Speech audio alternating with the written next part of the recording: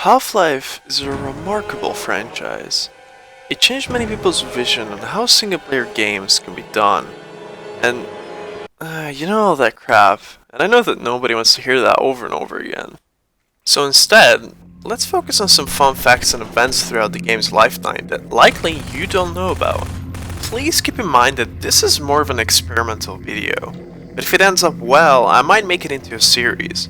For this particular occasion, I prepared facts about Half-Life 2. Also, please note that this isn't in any particular order, it's just random. So without further ado, let's get into it. Number 1. Half-Life 2's development started almost immediately after the release of Half-Life 1 back in 1998. The team mostly shaped the source engine around its predecessor, the Cold Source engine, the one Half-Life 1 runs in, so it was super blocky and used pretty much like blocks to build the scenery, so there were no modeled props. Screenshots from older builds show how similar the look is to the first game. Number 2. The development team proceeded to make a trailer for the game in 2002, which unimpressed pretty much everyone who saw it. Another fun fact to add here is that Gabe Newell was actually a complete outsider to the project at this stage.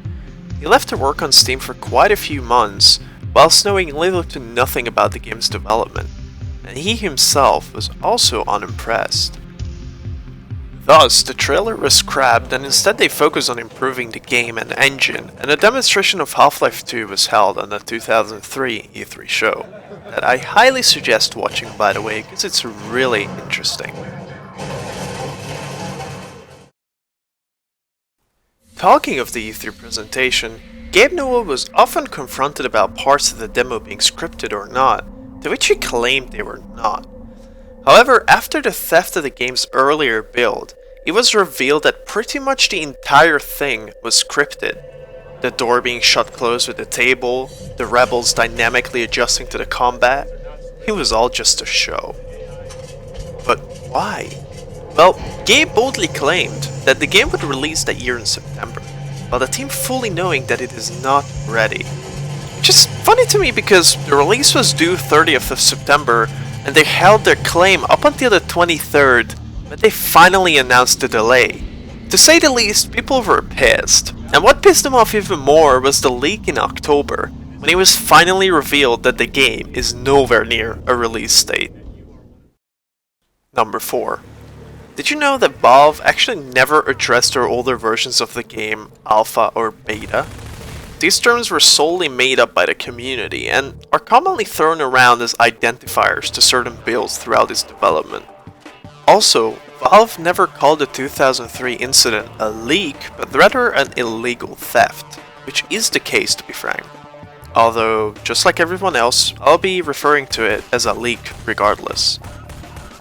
Number 5. There's also a common misconception about Valve completely remaking Half-Life 2 because of the leak. This was proven false pretty much in the leak itself, as early signs of the rework were already apparent. For example, characters like the Consul, Captain Vance, Eli Maxwell, and many more were all being scrapped and existed as mere ideas in this version. Most of the information about the old timeline were gathered from the WC map pack, which was pretty much like a huge collection of unfinished Half-Life 2 levels leaked along with the game, and these maps are being investigated pretty much till this day. Number 6. The Citadel had many phases throughout its development, but once it was supposed to be made of ceramic tiles. As odd as it sounds, Valve explained that the idea was that the Combine would harvest human-created buildings and recycle them as their own building materials for constructions like the Citadel. It looked rather grim, and that was the point. I personally love it. Number 7. Half-Life 2 had its fair share of engine exploits to help players speedrun the game.